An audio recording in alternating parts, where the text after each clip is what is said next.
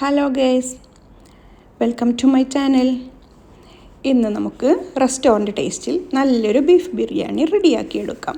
അതിനായി 1 കിലോ ബീഫിലേക്ക് മുളക് പൊടി, മഞ്ഞൾപ്പൊടി, ഗരം മസാല, ഉപ്പ് ഇവ ഇട്ട് നന്നായി ഇളക്കി യോജിപ്പിച്ച് അരമണിക്കൂർ വെക്കുക.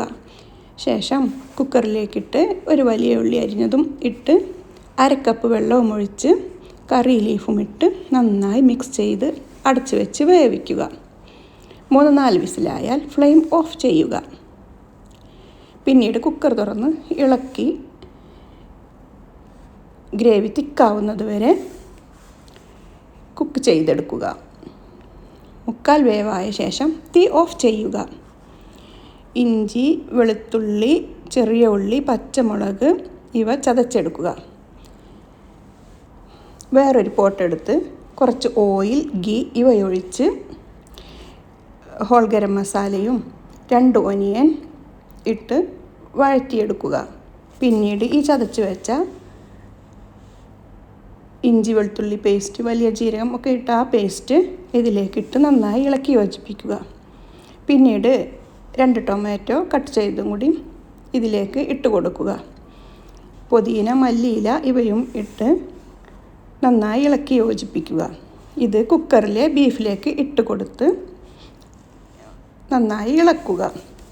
അതേ പോട്ടിലേക്ക് കുറച്ച് ഗീ, ഓയിൽ ഇവ ഒഴിച്ച് ഹോൾ ഗരം മസാല ഇട്ട് കഴുകി വാർത്ത ബസ്മതി റൈസ് ഇട്ട് 2 മിനിറ്റ് ഇളക്കുക.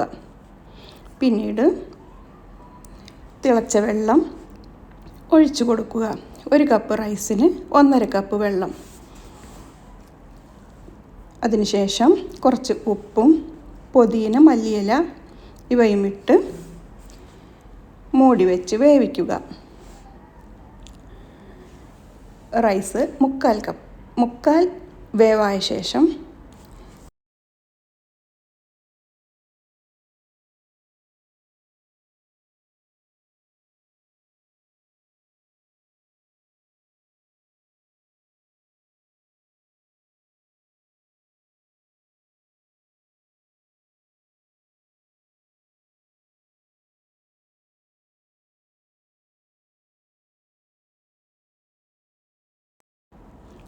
ബീഫ് തിക്ക് ഗ്രേവിയായി വന്നാൽ വേവിച്ച റൈസ് അതിൻ്റെ മുകളിലേക്ക് ഇട്ട് 2 സ്പൂൺ ഗീ, 1/2 സ്പൂൺ ഗരം മസാല ഇവയും ഇട്ട് 5 മിനിറ്റ് ലോ ഫ്ലെയിമിൽ വെക്കുക.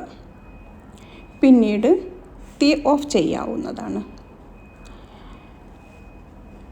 ഇപ്പോൾ നമ്മുടെ നല്ല ടേസ്റ്റിയായ ബീഫ് ബിരിയാണി റെഡിയായിട്ടുണ്ട്. ഇനി നമുക്കത് സെർവ് ചെയ്യാവുന്നതാണ്.